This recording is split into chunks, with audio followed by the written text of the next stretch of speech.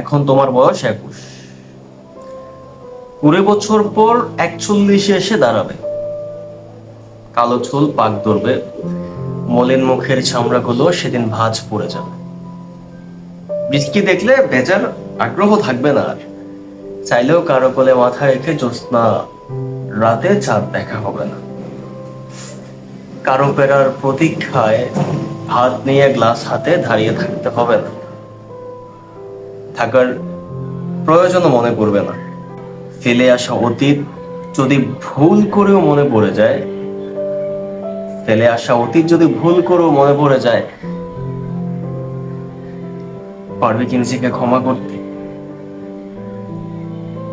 একখণ্ড অতীত সেদিন তোমার ভালো থাকাটাও কেড়ে নেবে। স্মৃতি বড্ড খারাপ জিনিস।